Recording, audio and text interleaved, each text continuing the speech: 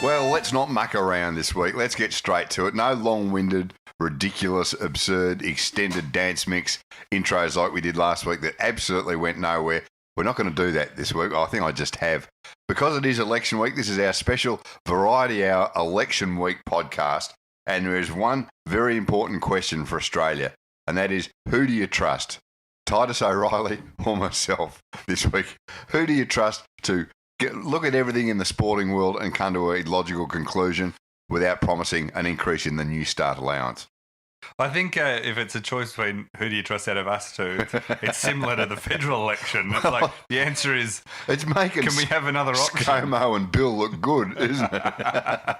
Oh, good. I reckon we bullshit more. Do you know than they how do. much money I would pay? Yeah. To see you sitting on one of those election night panels on TV. I tell you, that's the insight I want. Yeah, I love, I think I've mentioned this before, I love election nights, whether they're state or federal. Yeah. Just to flick around the channels and it's always fun to watch. The most recent one was the Victorian state election. Yeah. Was watching Michael Kroger trying to say that the Libs are actually going okay. Yeah. And at that point, they'd had about 8 votes between 15 different electorates. Yeah. And I always love watching he's the barometer, Michael Kroger. The more defensive and angry he gets, you know the worse they're going. Yeah. But as you say, I mean, I would love to be on one of those panels. Oh, Maybe with a Paul Murray or a Rowan Dean. But how much funnier would it be if you were on there? I'd give you a bucket of Coronas before you went on. And every time David Spears had cut to some electorate, which I've never heard of, all I'd say is, where's that? Where's that? Or the ones you know, you go, this is rubbish. That joint's rubbish. I'd love to see you there. And whenever, it'd be the voice of the people. Like when someone is not spinning, many people. when someone's going, oh, yeah, we're actually some positive signs here. You just be going, what positive signs? No, there isn't. There's not. You're getting smashed. Well, we should mention just briefly, because it's a long history, but it's come to an end. The footy show got canned this week. It did we did the podcast last week, and then the footy show went to air on Thursday night. Yeah, I don't think it had anything to do with us doing a podcast. No, it was just a coincidence. And then, although this did outrate it, we did have more viewers / listeners than the footy show. But yeah, straight after the show in at Channel 9, then Channel 9 put out a statement. An hour after the and as I think the show finished, Limo, or former host Limo and Fev said they knew there was writing on the wall when all the execs had turned up to the recording that night or to the live broadcast. Right. And then they've looked around and gone, geez, they haven't come here to pat us on the back or, yeah. Bust out the beers. They just love watching it. Yeah, none of that, because they're mostly from Sydney and none of them know what the AFL even is. Yeah. Anyway.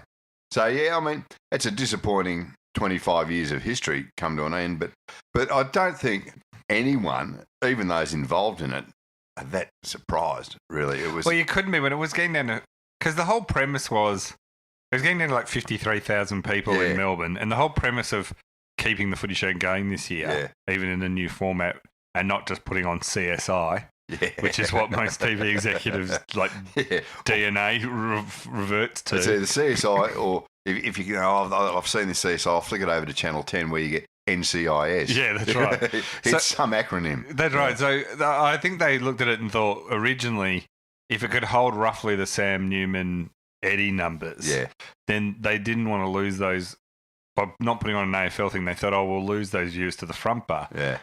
But when this new show lost them anyway, it was kind of like, well, why are we spending all this money? They all went to the front bar anyhow. And it was getting so low. I mean, when Narrowly Meadows signed off and said, we'll see you next week, and people said, that obviously they didn't know they were about to get sacked. They didn't. I was like less sure, because I thought they could almost have visited every viewer on the night and seen them all. They could literally be seeing them all. Their house. So, they could have done it from whoever's watching's house. And to be fair, Dylan Alcott, who I've never met, but who is widely regarded as one of the good blokes getting around town. And you mean that as actual good bloke, not actual good bloke, way it's usually used. Not the way we usually describe it. He said afterwards, it's the first time he's ever been sacked. Ever. Oh, right. I thought, there you go, living in your disabled bubble. away from the real world. Never had any adversity. He said, look, it's true. He said, when you've grown up with a disability, you don't get many jobs. And he said, so I've never had that experience. That's what he said. Yeah, that's right. what he said. I've never had that experience of getting fired. He said, like most other people have. So I like Dylan. I met Dylan at the grand final last year, and we were both had a few, so it was quite fun catching up after that. But I always thought bloke in a wheelchair. Well, that was you. Yeah, that's right. It was wheeling me out. But I thought I watched the show a few times. I thought the problem of the show, the new version, it wasn't abysmal. Like some shows you watch and go, "This is a train wreck." Yeah, it was just.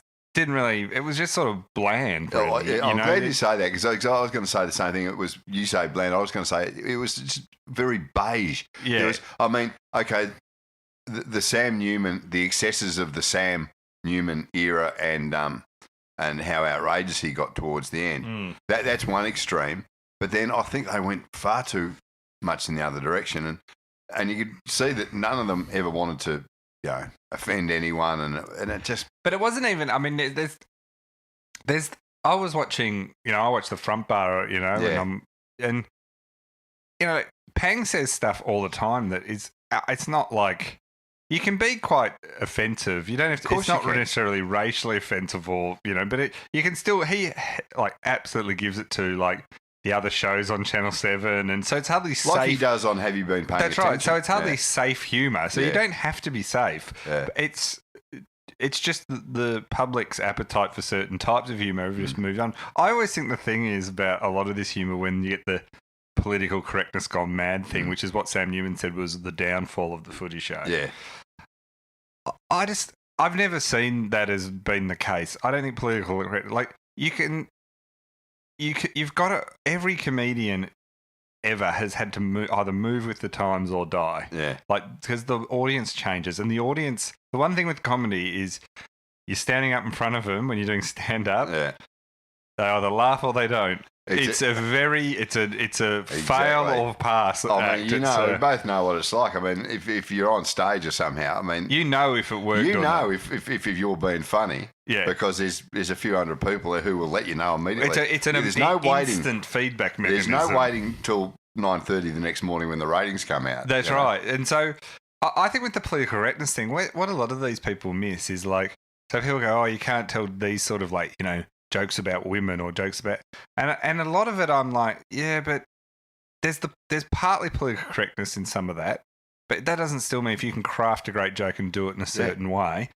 Secondly, a lot of that material, doing a joke about how men are different to women, it's like, oh, take my wife jokes, right? Not only they're partly it's the political correctness thing, but a lot of people don't care about political correctness. You still have trouble getting a laugh because they are jokes that have been mined to death. Yeah. It's like if you got up today and go, your opening stand-up bit is, so how about this airline food? Yeah, exactly. So a lot of this is airline just food, everyone focuses on the political correctness thing, but I reckon a lot of it is actually more just. A lot of it is tired tropes of comedy. It's tired, and I also reckon laziness on behalf of the performer. Yeah. In that, I still maintain that there aren't many subjects that can't be tackled in a joke if it's funny enough. If you're funny enough and you write it and craft it well enough, you can get away with most subjects. And how you write it in a way to make who's the point of the joke, the butt of the joke. Yeah.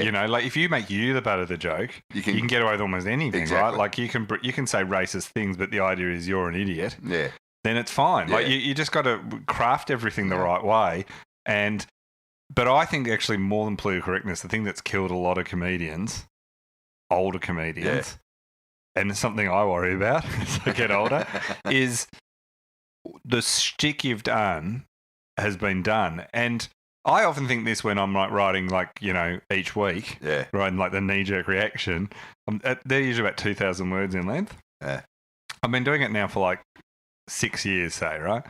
Six years you've milked that. Milked that, yeah. But every week when I sit down, I go, I get to like the next game, and people often will point this out, and I don't disagree with them sometimes.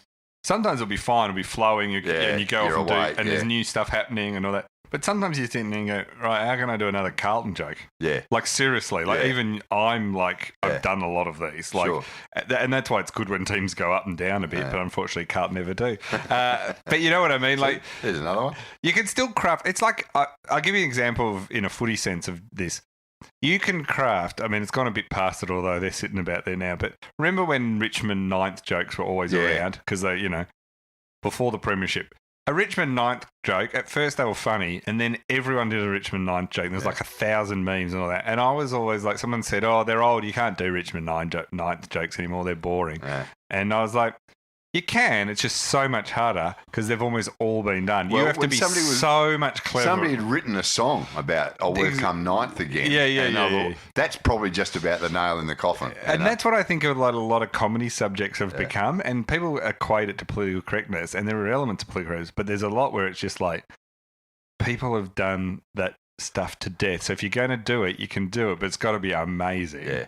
Not phoning it in, Airline food, And I thought, like, the footy show too, I thought, look, it's hard to talk about the footy show in a way because we're looking back at it through the lens of the last sort of 5-10 years where it really went off the rails. I mean, even if you liked Sam Newman and agreed with every viewpoint he has in the world, it was nothing like it once was. No, it wasn't. I mean, it's as you say, if you look at it through the prism of the last decade, it's completely different. But if you look at it back to when it started, it was a revolutionary thing. Well, when you look at it to when it started to when Eddie left, like that early, if you sort of the first stage of it, I mean, you look back through it now and people say, oh, but there was a lot of racist, sexist humour in it then. Yeah. But you kind of go, it was the 90s and people weren't really didn't care. But of its time, it was genuinely funny often. Newman hadn't quite gone down the whole, I don't watch football at all, and and then as it sort of went on, he became more desperate to sort of turn the volume up to 11 to try and make it like, and then it became a bit. I think he tried to make himself more relevant or part of the story, and it just failed dismally. Yeah, there were a few moments like the Caroline Wilson one where he dressed her up as a mannequin and all that like stuff, or dressed a mannequin up like her and all that. That was when I thought it started to cross over into, all right, you'd always had that element of low-level bullying, like making fun of people on the street and all that sort of stuff. But no one cared at the time. Of its time, in the 90s, no one was really giving it. So they just liked all that stuff. But when he started doing that, I think both he started to go further, but the audience started to come back a bit away from that stuff. And audiences have not changed, but their ability to interact with the program and the performers and have their immediate say is different now. I mean, because back then when it started, there was no internet at all, really. So there was certainly no Twitter or social media. So audiences have become harsher. And you got more options, though. Exactly. But back then, when the footy show started, the only way you could really find out who was in and out of your team was to watch the footy show on a Thursday night. Yeah. And Eddie used to break news on the night that was often big news. Yeah. And he'd hold it for a few days before he released it, which you can't do anymore. Yeah. The other thing, too, is like, even when Eddie came back, he said, we're going to be breaking news. I just thought, well, but I don't have to watch the footy show to get that news. The minute you say it on the footy show, every AFL journalist will tweet it out, that story. And there'll be a story on the Herald Sun online or the Age online in 10 minutes. So I can find out everything about that story 10 minutes after you've said it, and I don't have to watch it. And there'll be very few people in the footy media industry who probably didn't know that story anyway. Yeah. There'd be very few that Eddie / the rest of the footy show guys would have known. That's right. In advance. So times have changed. So that's all changed. But they somehow just got away from really being that entertaining. And then they go, oh, we can offer, what current players think of things. But you're like, well, I can follow them all on Instagram and find out what their favourite Fortnite character is if I really could be bothered. Yeah, exactly. And I think when they were doing the rerun, I saw that they said, Matthew Lloyd will be previewing this round's games, and you're kind of like, who's changing channel to listen? Exactly. To what Matthew Lloyd thinks about your bland right there. I mean, Lloyd is a fantastic guy and was a champion full forward, but I ain't switching channels or even switching the TV on to hear what his preview of the 9 games. Yeah. So anyway, all done and dusted. It is weird because it felt like some people say, it overstayed welcome a couple of years. I reckon overstayed talking about a decade at least. Yeah. You know, in terms of being and if you're like, 18 years old, you probably never saw it in its heyday. Well, no, you certainly wouldn't have. Because when it was, and so it's hard to say what the footy show is now, what it was in the 90s. And teenagers now, who are now all front bar viewers, I know that for a fact. We talk about Matthew Lloyd. It wasn't that long ago that he was playing for Essendon.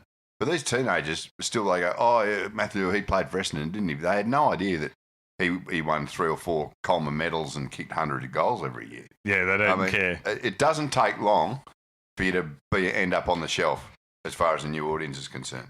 Absolutely. We've proven that. Well, we never got off the shelf in the first place. The AFL's gone mad. This last weekend.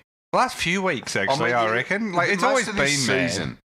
Yeah, it's been a weird season. There's been something every week this season, but it's sort of reached this apotheosis this past week, I reckon. So the match review panel or officer, Michael Christensen, cleared both Gary Ablett and Nat Fyfe this week after separate incidences. Ablett was Ablett and Fyfe both had high hits, but both were deemed to be of insufficient force to constitute a reportable offence.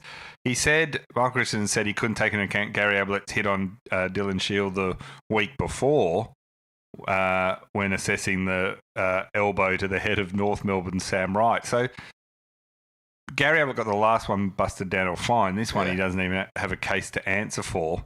Then North Sam Durden then got suspended for a bump on Gary Rowan because Rowan was concussed. I have a real... and that was just if ever there was an accidental clash of 2 players, it was that. And so what Chris O is saying, I guess, on behalf of the AFL is that, we're going to come down hard on your accidental bump. Yeah. But a deliberate elbow to the head, that's fine. As long as you don't hurt the guy. What I've never got about the way this is set up is both, the insufficient force idea and then also looking at the injury afterwards, right?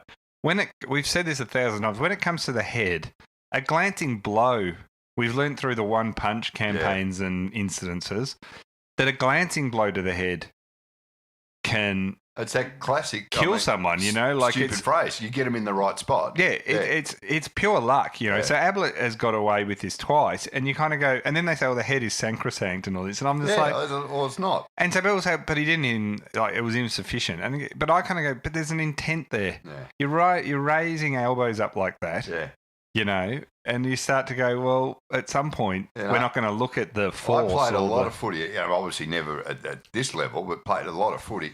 And let me tell you, I don't think I ever hit a bloke in the head with the forearm or elbow accidentally, or copped one accidentally. Yeah, you get some that are harder, and some you didn't really mean to hurt anyone. Yeah. But it's very rare that you say, it was a complete accident that the point of my elbow copped him in the back of the head. So anyway, that was sort of, I found that weird. Did you think he was lucky to get off Ablett? Oh, absolutely. I thought he was gone. I was watching that game and I was like, he lifted the elbow. And the other thing reason I thought he was gone is not only did he lift his elbow and hit him right in the head, he jumped off the ground when he did it. And whenever you leave the ground in the middle of a bumping action, they seem to come down harder on that. So I thought he was gone this week. Yeah, I did too. I found it kind of amazing. I mean, and you look at, you talk about the what happens, the result of the blow. I mean, if you work off what they've done to Durden at North for accidentally concussing Gary Rowan, on working off that situation, David Swallow from the Gold Coast Suns should be suspended for accidentally breaking Jake Malcolm's foot, who kicked him on Sunday or Saturday night. And therefore ending Melbourne's season. Malcolm's out for the next month, and he's been our only forward. Oh, and player at times. Yeah. Greg Cobber Rogers, there's a name. He wrote in, when Geelong and Freo play next, what would happen if Ablett and Fife got reported for striking each other? Would the match review officer have to choose the ultimate favourite? And as a supplementary question, should we all then create a massive plunge on the betting markets? Greg has thought this through pretty well. I say, Greg, this is like the irresistible force meeting the immovable object. I think the world just might end if these two strike each other. Yeah. And as you... Remember in the wrestling where two guys would both hit each other at the same time and both collapse and be unconscious for a while? It'd be like when they'd get the bouncing off the ropes. They'd both go from one side and then they'd change and it would look like it was a beautiful... I love the ref count. They're both down for 10 and one would get up and it would all go... And then they'd hit each other and both hit the ground, as you say, simultaneously. Talking of WWE and the ineptitude of the refs or the pantomime of the refs, of having refs at all, the Dane Rampe went on a... I don't know what he was on. Like, I hope they drug tested him after this game because... If ever anyone, the whole thing was bizarre. Well, first let's do the first bit which he did, which was we'll get to the post climbing, but the first bit at one point he had the first one he said to the umpire that you talk like a little girl. Is that a good thing or a bad thing? Yeah, well, that's the thing. Like everyone's saying that that was a patronising, terrible thing to say to an umpire, but it could be a compliment. I think there's no doubt that it was he meant it in a patronising manner, which made me laugh when he said, the comments I made to the umpire at the end of the second quarter, I just want it to be known that by no means did I mean any disrespect to them. I know it's a hard job they do. This is him apologising to the umpires. And at times my frustrations can boil over, but I hope that's seen or portrayed in a way that shows my passion and excitement for the role I play in the team. By no way of imagination did I mean for my comments to be derogatory to girls. Being called a girl is something that should be celebrated. I've learnt from my mistake. Now, the thing there, he says... his apology makes no sense to me, right? No. So if he says he's learnt from his mistake, then you can't say by no way of imagination did I mean for my comment to be derogatory, because he's apologising for using them in a derogatory manner. Yeah. And so he's either saying I did use them in a derogatory manner and therefore I apologise, or you say it wasn't derogatory, so what I got to apologise for. So he's sort of doing both. And I like how by no way of imagination. How that phrase even got in there. But it's like, no, it's actually, it requires almost no imagination to work out how it's derogatory, because that's been a phrase that's been derogatory the entire time I've been alive. And so does everyone else know it's derogatory in that context. It's like, playing like a girl is now the title of podcasts and movies, and but in response to the fact that's always been used as a negative comment. That's what I'm saying. And it's always, you don't kick like a girl, or Do you think he was run like a girl? He should have said I was actually offering a positive comment in light of the current social contexts. Well, it would have been better than by no way of imagination. I just love by way of no way of imagination. Like it's sort of like saying you're crazy if you think it was derogatory. Isn't it? But then in the next sentence he apologises for it. So I don't understand that at all. I mean, like I just. Is he a renowned knucklehead? Not that I know of. I mean, no, I don't know. So I mean, he's trying to change our minds on this. The thing I find about all these sports apologies is how. You've analysed this beautifully. But they just apologise in a way that they just assume we're morons. Yeah. It's like when Eddie said there was no malice in the Caroline Wilson comments, the drowning ones. And you go, mate, come on. Like, there's not many comebacks from drowning. And the way the tone and the way, like, so they say these things to us like we're idiots. Like, and we're like, mate, you called him a girl in an insulting way. You shouldn't have. say I did the complete wrong thing. I shouldn't have used that phrase like that. It's wrong. I'm an idiot. I apologise. Yeah. But by saying, by no way of imagination could you even see this. If anyone was offended by my comments. Yeah. Like when he says, I didn't mean for my comments to be derogatory, you did. And you shouldn't. You wouldn't have said and that's what you're apologising for, because they shouldn't be used in a derogatory sense. That's what you meant to say. So, but that wasn't the thing that got all the attention. He managed to do something else to push that lower on the list of... Did you watch the game? Did you? Yeah. Did you actually see the goalpost thing live? I didn't. No, I saw it when Jimmy Bartell brought it up. Yeah, I didn't see it till afterwards. I wish so for those that don't know, David Myers for Essendon was attempting to kick the match-winning goal from beyond the 50-metre. Now, it was absolutely was a long shot of him kicking it. But anyway, so Dane Rampe, in a fit of madness, decided that while Myers was about to kick the thing, he jumped up on and climbed up a fair bit of the goalpost, like not halfway up, but like a top of the padding sort of thing. Did pretty well. In a way to sort of put off Myers. Now, Myers subsequently, the umpires told him to get down. Yeah. Now, shaking or interfering with the goalpost like that is a free kick. Shaking is definitely a free kick. Yeah. Climbing technically is not. Although you could argue that you can't really climb a goalpost without moving it, right? In some regard. So what I love about this is, so he did it. He said he didn't know the rule, right? And I love that. It's like, you think you're an innovator? Like no one else has ever thought of this. Yeah. So he thought that whatever, but the kick fell short. Yeah, well short. So it was never going to be a goal. Now the thing here is, the AFL have admitted that. So we know the umpires saw it because they told him to get down. A bit like in school. Get down from there, Rampy. Mr. Rampy. Who do you think you are? Yeah, get down from there. Sit down and wipe that stupid smile off your face. So the AFL, now if the AFL were arguing he climbed it, he didn't shake it, I'd go, okay. I don't really agree. Yeah. I don't know. But they're not even arguing that, right? No. So the umpire saw it, they didn't call it. Gillon McLachlan comes out and says, well, yes, technically it is a free kick, but I think, like all things, it's context, where and when. And that's why, he ticked off on them not calling it. And this was Saturday morning, Yeah. Now, to me, the whole thing, I mean, something's either a free kick or not. Now, you can argue that there's times all throughout any game where the umpires should have called a free kick, but you argue they either didn't interpret it as a free kick or they didn't see it. So we know they saw it, and the interpretation is pretty clear. This isn't like a one where there's not too many grey areas in this one. So what bothers me about this is, I mean, Essendon should have got a free kick in the goal square. They should have. I mean, they just should have. I mean, I know people argue all the points, and some people online I heard saying, but there were other free kicks we should have got during the game. And I know all that, and you can argue that too. Yeah.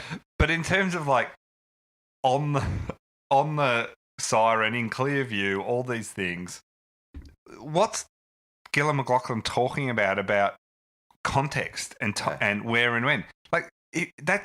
There's already too much interpretation and discretion for the umpires in the rules. Nowhere it doesn't say if you shake the goal kick, but the kick falls short anyway. Then it's play on. I mean, it doesn't say that. It doesn't give the umpires that context. If somebody turned around and if another Swans player had king hit an Essendon player in the goal square and knocked him out, broken his jaw, did something horrific. Yeah, exactly. Or just held the jumper even. The umpire's whistle would have gone off. Yeah. They would have brought the ball down, given nothing to do with whether the free kick makes it. The end result is not the... And then if Gillon McLachlan was coming out and say, but he didn't pay that free kick for breaking his jaw in full view, because it had no bearing on the end result. Yeah, it did. It would have. Yeah. So rule, have a rule and enforce it. I just thought it was absolutely bonkers, the AFL saying that. Now, I guess they didn't want to say, it was a free kick and he should have got it, because then Essendon say, or we're getting the 4 points. What's going on? Oh, that's right. It just would have opened a bigger can. But that's what the AFL says. No, we don't overturn the umpire's decision on the field. We never have and never will. Whether it's right or wrong. But it should have. He made the call and bad luck, and he'll be in the VFL next week, and I'll be at the President's lunch. That's all that matters. But the one plus out of this is that Essendon got robbed. Well, that's the thing. If I'm defending, if I'm arguing this way, I'm arguing in Essendon's favour. I'm not doing this happily. And I know the Swans fans will go, oh, but we had this one and we had this one, and it would have been unfair, and it would have. I get all that, but that rule book doesn't have in it. Yeah. You can sort of determine context where and when as an umpire. I know that happens all a little bit, but when it's the thing about this is, Rampe should have got a free kick against him for how stupid it was. Yeah. Do you know what I mean? It was such an. If that happened in junior footy, you'd get dragged. Yeah. Like that was and it's such a critical point. So it would be like you saying someone belting someone in the goalpost, in the goal square at that time. On the final siren, you don't do certain things, right? Exactly. You don't run over the mark. No. Same as if someone had run over the mark or something, So. We got lots of questions. Ash Archer wrote in, is this goalpost the only thing Sydney can climb this year? Well, it's certainly looking like it, isn't it? Well, they got the win at least. I mean, the umpires helped them out there. Tiger wrote in, what is more rigged, AFL or WWE? Well, that's a good question, actually. I mean, you wouldn't call the AFL rigged. Carlton supporters would after the way Collingwood got a ride from the umpires. 27 free kicks to 8. Yeah. But WWE, whether you call it rigged or not, it is infinitely better rehearsed than the AFL. It is put together. Yeah, got a lot. They're a lot slicker at selling. When it comes to stuff like this. Colin Mack wrote in, if someone put a $20 note in Rampe's shorts while he was performing on the pole, would it be included in the Sydney Swans salary cap? Now, I would have liked to have seen the goal umpire pull out a lazy crayfish and stick it up his shorts. You know what I've got to think? Would it go in the cost of living allowance? Well, no, that doesn't exist anymore. Well, you know what I think? It should be legal. How exciting would it be to watch teams all clambering up the goalpost and sticking their hands out trying to block the goal on set shots? Well, I think Dane Rampe's, if he gets delisted this year, he's going straight to Cirque du Soleil. That's where he's going. Brendan Kennedy said, will post-climbing replace the grand final sprint? Well, there you go. I actually like that idea. I don't mind that. Then you're more agile types. Philip wrote in, will Dan Rampe win the Floor is Lava Championship? What's Floor is Lava? Did you ever play that as a kid? No. Like the floor, kids would say, the floor's now lava. You have to be up on things. You can't go on the ground. But you didn't have a childhood. When I was a kid, we didn't have chairs. So when you were a kid, all we had was floor. All you played was get Dad the moonshine out of the back shed. Yeah, put that banjo down and go and get some more moonshine out of the shed. The Dude Abides from a great movie, The Big Lebowski. Oh yes. What, do you like all the Coen brother? Yeah, generally. I think there's a couple of more recent ones I haven't seen. They've done a couple on Netflix. I've watched the Netflix one. But generally speaking, I do like the Coen brothers. Miller's Crossing's my favourite. One of the all-time great movies. Yeah, Miller's Crossing. That's my. It was on Foxtel yesterday. I caught up the end of it. Easily, that's up in one of my favourite movies, and I don't want to best. Go back in time, but when I was in hospital recently, I caught Miller's Crossing late one night, and it was a cracker. Yeah, if you haven't seen it, it's well worth it. It is. Thanks for listening to our film podcast too, everyone. The Dude Abides wrote in, I thought Rampe was engaging in some sort of anti-Adani mine protest and was going to chain himself to the post. That would have been the other great thing. If he'd pulled out a pair of handcuffs out of his shorts and just attached himself to the post. Oh, God. The footy field's the only place I haven't seen an anti-Adani mine protest so far. I see them everywhere. Jared Evans wrote in, when will umpires start using the rules when making decisions during play? Well, I reckon no matter what our decision is in a bit later, Jared almost should get a book for the most sensible, obvious question. Do we want to start rewarding sensible questions? No, let's send the book to Dane Rampe. So that's all the Rampy stuff, but I mean, what a fun. But just when the AFL's reaction to it and lack of reaction and complete and it sort of has to tie in again with the Ablett Fife thing in that decisions are made on the run, and for the right and wrong reasons. But the way they justify it too, exactly. Like this time and context thing. I'm just waiting for something to happen next where they do call something, like someone holds a player in the goal square in a similar situation, and it does get called, and people will go, and then the kicker fell short anyway, and people will all go, well, where's the time and context? Yeah. Like, do you really want to enter that into the... How hard would it be to go, the umpire should have called it, but we don't change results on the umpire's calls? That's all I would have had to have said. And Essendon can be annoyed but they're not going to make finals anyway. And it won't be exactly. And it won't be the first time or the last where a decision that's possibly wrong, but we got to. Yeah, human error is part of the entire game. If there was no human error on the footy field, then nobody would ever kick it behind. Well, anyone that watched the Suns play Melbourne knows that there's plenty of human error. The Jehovah's Witnesses are holding an event at Marvel Stadium, which is going to see the religion. That's what we need. NAB AFL draft pushed back from its regular slot. Right. So usually it's late November, but there's a Jehovah's Witness thing at Marvel Stadium that's going to attract a crowd up of 70,000 each day with delegates from over 60 countries. Really? 70,000 a day? Coming to Marvel Stadium. Where are they gonna put I wonder what the Marvel tie-in will be. Where are they going to put them all? I suppose on the ground. I remember this was held in, I think 2014 was the last time it was held in Melbourne. I remember being in the city. No, there were just people everywhere, Jehovah's Witnesses everywhere. So they must. Oh, so it's an international convention. So I thought about to say so they come from around. They come the world, from everywhere. So it was but it does annoy me when someone else's religion starts impacting on mine.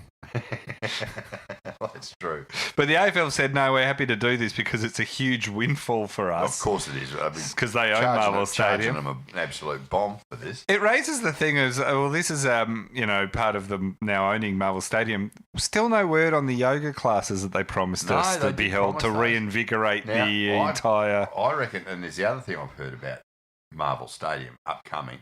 By the bye round, they're going to have the Incredible Hulk like in a 3D burst out of the giant screens every time someone kicks a goal. Is that true? That is true. Wow. That's what I heard this morning. Which Marvel are trying to overtake the AFL by stealth. You think AFL will be a Marvel property? I think it will be. And Marvel is owned by Disney. Well, see, look, you heard it here first on the Variety Hour podcast. Mark my words, they're going to rename the grand final to the End Game. It's going to be known as the AFL End Game. End Game by next year. Oh, it is. It'll be played at twilight. The amount of time, the commercialization of the AFL just continues unchecked, doesn't it? There's nothing they won't sell. The Jehovah's Witnesses now I'm this will come as a hell of a shock to you, but Jehovah's Witnesses is not something I'm an expert upon. So do they have many food restrictions or what have you? Will they be able to buy the hot dogs with 8 different sauces at Marvel Stadium? three salts and the 3 different salts? I don't know. I mean, I don't know. They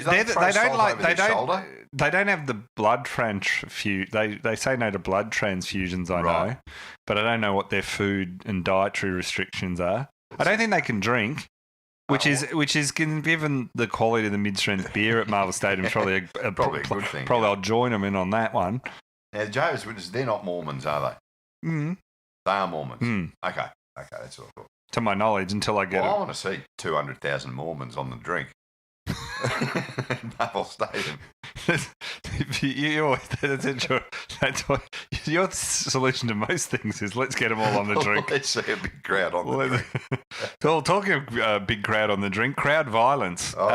We've had more crowd violence this week. And what a shock! It was at Collingwood. Carlton versus Collingwood, and we had a 7 News showed footy attendees reportedly fighting in the Carlton members section with multiple punches thrown. Talkback callers suggested there were at least 4 full-on fights where people were knocked out.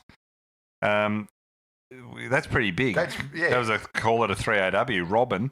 Security didn't react quickly enough, so members of all the public had to get in to stop these fights, Robin said. That always goes down well. Yeah, I haven't seen it in many years. I missed the last 5 minutes of the game because I was breaking up fights.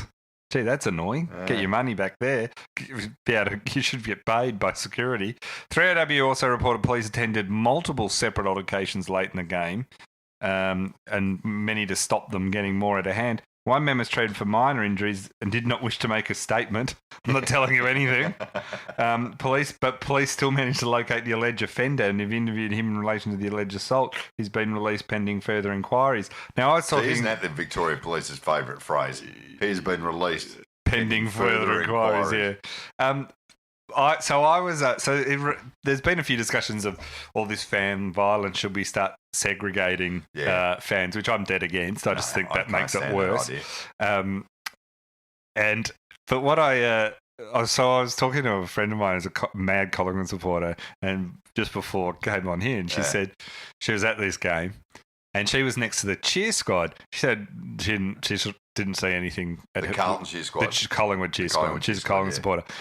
But we were like talking about the segregation, and she said, I remember a game. She goes, that won't work. I said, why? And she said, I remember a game back when Buckley was playing, and we were getting belted. I don't think she said by who. And she said all the pro and anti-Buckley forces within the Collingwood cheer squad and section all started belting each other. Because they were getting belted. Different factions. Yeah, there were. This was back when he was playing. There was some that thought he was the greatest thing ever, and others who thought he was effing useless. You know. And so she said they all got in punch ups with each other. She said segregating people. they weren't. You're not.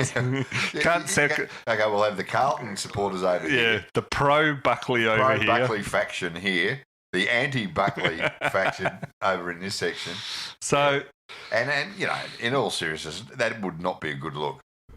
I don't think. I mean, look, crowd violence is awful, but at the moment, it's a lot of isolated idiots, right? Now, that doesn't. If you're a victim of it, that doesn't make it any better. But segregating gets into this group thing. It gets into a much bigger thing, you know. And then it becomes you'll have one tribe of supporters walking down the hill from the Hilton. Yeah. The other ones will be coming round. Yeah, that's right. The MCG, and then it'll be on outside the ground. The amount of police you'll need and everything. We all know that security guards at the MCG are basically useless anyway. It's just the security guards at the MCG. Both, none of them look like they've either. None of them look like they've ever been to a gym.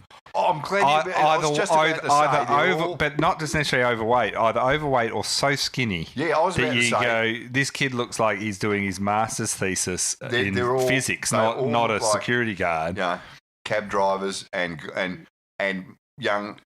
There's a lot of like young Indian blokes who just look like mathematicians to me. And good on them. They're obviously working on the weekend. You don't know they are mathematicians. I don't. They might be horrible at maths. But you look at them and I think, mate, you're waving that wand around. All my point is they do not look anything like a security guard. You see some of these build-up blokes who are punching on in the stands. Yeah. Often it's old drunk blokes too. But you know, you go. You don't fill me with confidence. No, not at all. But all the security at MCG do is call the police, and then you wait the 20 minutes for the police to come and walk around. Well, so I remember years and years ago, this is before anyone had phones, and obviously you couldn't film stuff. Whenever you'd see a bit of a fight, or there'd be a fight somewhere else on the ground, everyone in your section would stand up and try and get a good look at it. It's 100 metres away. Yeah. And then when the cops finally arrived, everyone would boo because it would stop the fight. I think we said this before, but that's the thing here. I'd love to know if the figures are up or we're just actually seeing the footage now because of the thing. You know, if I was the AFL, I'd be coming out and saying, or the police saying, yeah, it has gone up or it hasn't. Well, I mean, that woman who rang 3AW, and I have no reason to dispute her account of it or suggest she's exaggerating, but if there were 4 full-on fights where four people knocked out or something, that's pretty serious stuff going on. Yeah, I know. And the police didn't seem to say that was the case, but I do like the refuse to cooperate with inquiries. And he's been released pending further inquiries. What further No, but inquiries will that they was be? the person that did the hitting. The person that got hit refused to say or cooperate. I didn't see nothing. I didn't see nothing. Meanwhile, they can break into a bloke's apartment and break his arm in 5 places who was completely innocent. Yeah. But these blokes, nah. Jared Ruffhead got dropped brutally By Clarkson. Clarkson last week. And it reminds me with Clarkson, we've talked a bit about movies. The movie Ronin. Ronin, yeah. Yeah, with Robert De Niro and great cast. It's got Sean Bean and a bunch of others. A great movie. Yeah. There's a bit where there's a hitman in that who's sort of this bad guy, and he takes someone he doesn't like. Hitman who's a bad guy. Yeah, who he wants amongst all the hitmen. He's the bad guy. But and he goes to this park and he pulls out a gun and he points it at a kid playing on the swings or on a playground, and the other guy reaches for him as he's about to shoot and says no, and he says, I don't even know that little girl and I was willing to shoot her. You, I don't like. So think what I'm going to do to you. And I have this image of that scene where Clarkson saying to the team, before they played, I like Jared Ruffhead and I just dropped him like a hot potato. Think what I'll do to the rest of you blokes. Yeah, you might want to get a kick this week. So they run out and keep GWS under 40 points. They're like, shoot one, educate 1,000 kind of thing. This is the other genius of Clarkson. He does it with his guitar. And right after he's shot that, he rips into a bit of Wonderwall. This is a song called Jared's Dropped. You've been dropped again, Jared Ruffhead. So I thought that was amazing. It just shows you that there's not Clarko's a hard man. Yeah. Do you reckon? I got a bit of a minor theory is that Alistair Clarkson is he starting to believe his own publicity as far as being a hard man concerned? He's going out on a limb. No, I just think he's always been like this. Well, I guess yeah. He brutally turned over that list when he started. When he played for Melbourne and they played North in London. There's just no doubt he's got good judgment and he's hard. And I mean, the sad thing is, and he's a thug from way back. But the third thing is, you look at Bill Belichick in at the Patriots and all that. They churn guys through. Yeah. They buy you when you're not. They see the potential in you. They get you to develop your full potential. And almost the minute it looks, even slightly before you're about to drop off on your full potential, they trade you. Yeah. They just never have you. Was much like that. They never have you on the downward slide. When Barassi was coaching North, he was notorious for that. Yeah. And he was notorious for riding really hard on talented players who weren't delivering. Yeah. As he used to say, talent you got from your old man. It had nothing to do with you, and you're not working hard enough. Yeah. And a lot of great coaches will reward the hard workers, but not that. But Clarko, he's certainly So we dropped Ruffhead. Ruffhead goes down to the VFL and kicks 5 goals. Yeah. And so, the other thing about the Ruffhead dropping is that Clarkson's definitely making a statement here. Yeah. Because they could easily have put Ruffhead playing for Box Hill and just put on in a paper in brackets managed, and everyone would have read it and thought, oh, geez, I hope Ruffy's okay. I hope his health is okay. Yeah. Maybe his fitness is not quite what it is, but he's having a run in the twos. But it was very much like you are not up to scratch. You are dropped. Yeah. You're playing in the twos. But when Ruffhead went down to the VFL, kicked 5 goals, he was playing on Footscray defender Ruben Williams, who was once a former Brisbane Lions rookie. So he kicks 5 goals on him, but at certain parts of the game, he actually coached Ruben on what to do. Yeah. And Williams said that he's nominated for the mid-season draft, Rubens. He said, I asked him how to play on a big pretty much. It was just sort of me asking the question. I'm always willing to learn, and he's always happy to give back. So we were just having a back and forth conversation. He gets into such good spots. When my back's turned and I'm not looking at him, he's really crafty. Yeah. He was kind enough to tell me to keep going at it. He's a great guy, one of the best opposition players I've played on, to be honest. And you can say he's got great character. So I just find it amazing. Jared Ruffhead, good bloke. But also, You're coaching your opponent. Well, we all saw the vision Yeah. of Ruffy sort of pointing here and pointing there, but not quite knowing what he was saying. Yeah. But Ruben Williams has come out and said, well, he was actually pointing out the directions and where to run. And he was saying that if we're coming out of like a set play out of that half back, I'm going to run to here and then cut back and run that play. He was indicating. He said, these are the sort of things you've got to watch out on when you're playing on a good player or against a good side. Yeah. Which, as you say, is still just astounding information to receive. I think it's funny, though, because people are saying, what a great bloke. I was thinking, how much do you not care about your opponent? Yeah. How much what a level of trash talking when you go, I can even coach you and tell you all my secrets and I'll still beat you. It's like, it's like the Wayne Carey story when he was at his absolute peak playing for North. Yeah. When they'd go out to start the match, before the ball was bounced, while he was standing there with his opponent, he'd call the North runner over and say, you go and get me a copy of the footy record and find out who this prick is they've put on me this week. Charming to the last. Campbell Brown said, who was commentator said, I can't believe that. If it was me, I'd be telling my direct opponent to run in all the wrong directions. Yeah, do you think that's why everyone thinks Roughhead's a great guy and no one Brownie, nobody's like Campbell Brown. Speaking of Hawthorn, Jeff Kennett's come off the long run saying that the AFL has a deliberate campaign to weaken his club, labelling the competition scheduling as unfair and ignorant to fans.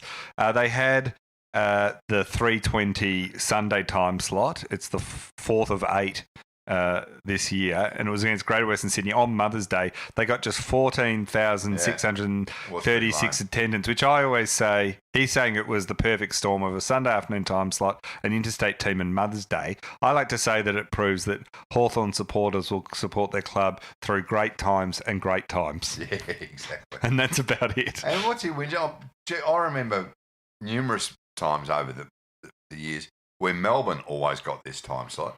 It'd be the mid-afternoon Mother's Day and we'd be playing against the Lions.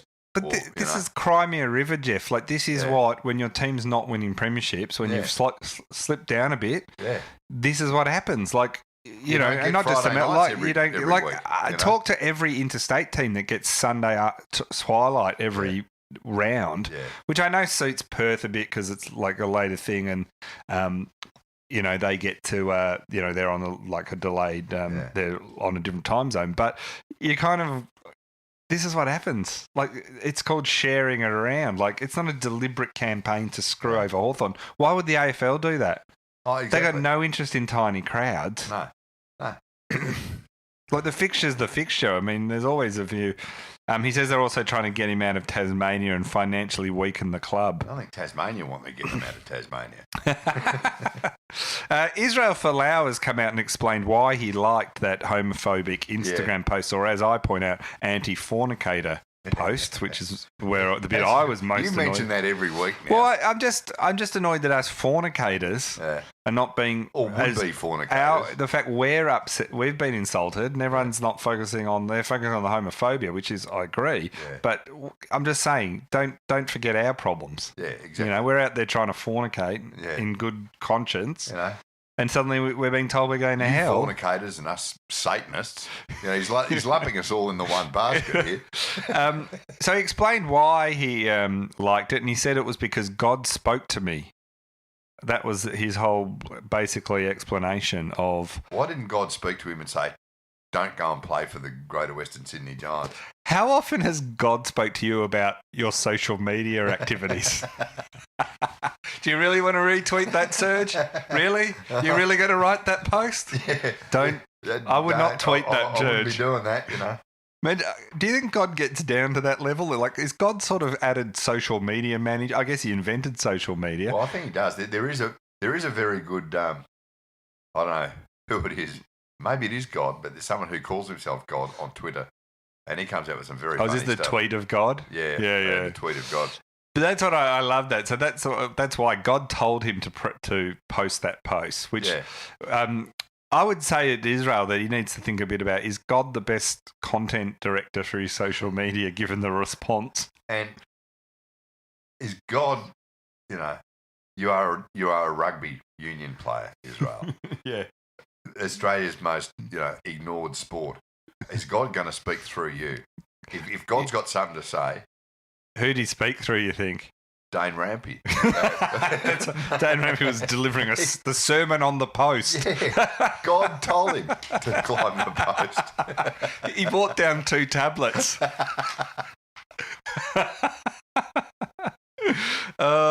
Israel also told his church congregation on Sunday that he resisted a number of chances to smooth things over with Rugby Australia because he believed that path was Satan's work. Yeah, he gets around. So he spoke at church saying, "There have been many opportunities to potentially make the situation a little bit easier. I could go back and play the game, get everything back the way it used to be. The way Satan works is he offers you stuff and could look good to the eye and make you feel comfortable. And if you follow that path, all the worries and troubles will go away.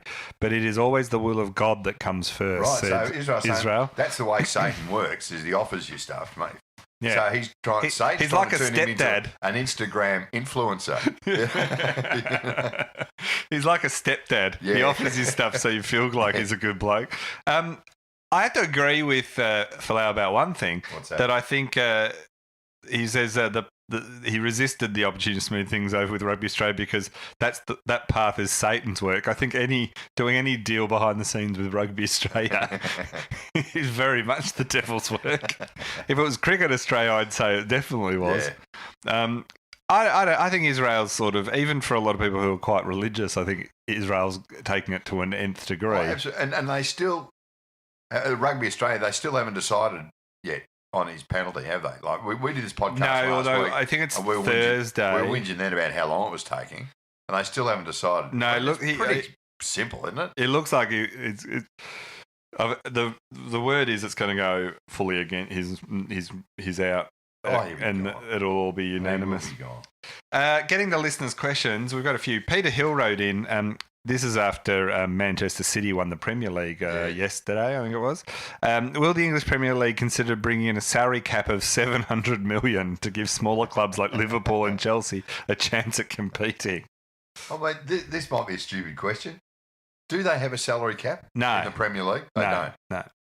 So same as baseball in the States, although they now have, some of them have luxury taxes and various stuff. But the problem football has is, because it's a global sport, unless every league agreed to have some sort of salary cap thing in place, like Spanish, Italian, English, German, all the big leagues, or if you put a salary cap in, A-League has a salary cap, but that's because it's operating within gigantic sort of. But if you're so if the Premier League brought in a salary cap, it would just make the the Bundesliga or the Spanish league or the Italian La Liga or something 1,000 times stronger. And this is why you read some where people in Australia are astounded. They hear about this particular soccer player playing in the English Premier League who we've never heard of. It's not Messi or Ronaldo. It's some guy I've never heard of.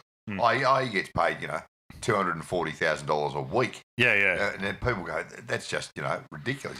Well, it's just the size of the market. It's way bigger, and it's global. You look at, and hundreds of millions of people live there, not 24 million like in Australia. The NFL have a salary cap, and that's much like the AFL. They can do that because it's a sport that really just exists in one country for all intents and purposes. So there's, so it's not like there's not a rival league where people go, we'll go play in the NFL Europe, which I think doesn't even exist anymore if we don't want to be in the salary cap. So there's no alternative. Sure. Lynn McGranger, who's actually Irene of Home and Away. Oh, is that right? It is, yeah. She's a mad Swan supporter. Hardcore. Is Irene a young Home and Away spunk? Or no, she's been around since it must be from almost the very beginning, not right at the beginning, but a long time. She's old. And hi to you, Lynn, if you're listening. And then I'll wax Serge after the podcast for you directly. No, she's a mad Sydney Swan supporter. Is she? Yeah, hardcore, knows her stuff. Actually, it's funny you say that because a lot of Sydney-based actors and a lot of the Home and Away cast are into it, are big Swan supporters. Yeah, no, but Lynn's really nice. She's very good on Twitter. And she wrote in, why are the television commentators so pro-Victorians when it's the Australian Football League? And she's spot on. So listening to some of them. Serious question, and she's spot on, as you say. I mean, well, it's just... You can't really argue with it's that. It's still very Victorian-centric. Yeah. Yeah, of course it is the AFL. I mean, although they also have their favourite teams, right? So sometimes what was I watching? I was watching. It wasn't a. It was a Geelong versus another Victorian team, and the way you wouldn't have known the other. I think was it North? Might have been. Probably North. You wouldn't have even known North. the other team was out there. Yeah. You know, like it is amazing. I mean, sometimes Dangerfield gets mentioned more than the entire rest of the opposition combined. Sometimes, so. Well, see, Bruce McAvaney, I mean, he's quite openly a Crows man, but he's still a very professional commentator. Yeah, but he's the only one left, isn't he? Professional commentator or Adelaide supporter. I was about to say professional. Cal wrote in, should TV networks running... Well, this is a question right for you, Serge. Should TV networks running pre-recorded reality shows over time be graded as intentional or careless rough conduct? I've never understood that. How does, like, My Kitchen's Rule run over? Well, like last night, perfect example of this, Cal. Everyone wants to watch or wanted to watch the first episode back this year of Have You Been Paying Attention, which throughout the day, or the weekend and all week, Channel 10 have been saying, it's back. Monday night, promoting 8:30. You flick over to Channel 10 at 8:30 and it tells you there's still another 15 minutes of MasterChef. If I want to watch 15 minutes of Matt Preston, in his orange suit, well, I don't. I simply don't. So in answer to your question, Cal, it's intentional rough conduct. But what do we do about it? Severe. Intentional and severe impact. And severe impact. What's Chris O going to do about it? Matt Fitzgerald wrote in, any update on Stephen May? Those tragic, chilling images of him holding a beer and throwing it all away still haunt me. It was pretty low on the, players spinning out of control level. He wasn't dancing on a table or, No, he looked like he was quietly having a beer and thinking about life. Yeah. So it was chilling. In answer to your question though, Matt, I still reckon he's probably a good 6 weeks away. Maybe, yeah. I'd love to know though. I'd love to actually talk to the medical person and go, did this have any impact on his recovery at all? Seriously. Like if he was drinking every day of his recovery, but having like a couple of pots once out of his whole... Yeah. Say he's got a 6 week recovery period and on one Sunday he had 2 pots or pints. Couple of schooners, is that would that have any impact whatsoever? That's the thing for me. Andrew has written in, if I buy a pie and hot dog at the footy, which one do I eat first as the entree? Asking for a friend. It's one of life's big questions. Pie and a hot dog. Well, I'd go the hot dog first just for practical sense because they're easier to eat and generally the pie is too hot. Right, yes. Straight up. That's very logical. So I would leave the pie sitting on the seat just to cool down for a couple of minutes and wolf the hot dog. But that's just me. No, it can work either way. No, I can't. Sometimes you get cold pie. I cannot fault your logic. It is quite impeccable. Dean Garrow wrote in, once roadwork... We've got a couple of motor-related ones because obviously people don't ever listen to the podcast. But Dean Garrow wrote, once roadworks are completed, the speed limit of the road is always reduced. Why did they improve the road if it's now more dangerous? It is true. We've got too many questions this week that actually make perfect sense. I know, it is a worrying trend. It's a worrying trend. Well, we're going to fix that with this last question. Will Burke wrote in, does Lightning McQueen... Now, do you know who Lightning McQueen is? Lightning is an animated car. Yeah, from the movie Cars. Disney. Cars, It was a Pixar movie, Cars. So he's a talking race car with his own personality and everything. Does Lightning McQueen have life insurance or car insurance? I